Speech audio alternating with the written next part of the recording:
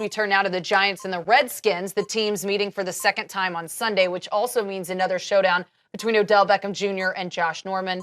Here's Norman on facing Odell. Now it's a lot less. Yeah. The storm has finally settled down, which is awesome. I think these guys just make more out of it than what it really is. And now you see going out there on the field, just regular guy playing a regular game you get to see on Sundays. That's it. Like, it's nothing more, nothing less. Like, that's what you get. And I don't look too much into it.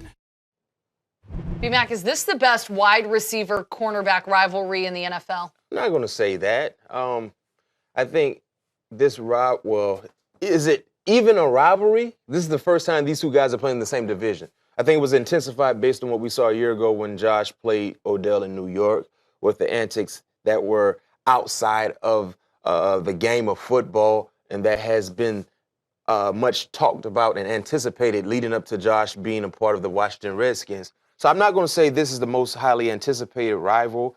It's not on that level. What we saw early in the year when Washington visited New York was a quality battle. It wasn't. You didn't have the extracurricular activities that we saw a year ago, and I expect to see the same thing. Now, most importantly, who gets the better of the two, that will be a big part in the winner of this ball game, because we know one thing about Washington: this is a much-needed game for them.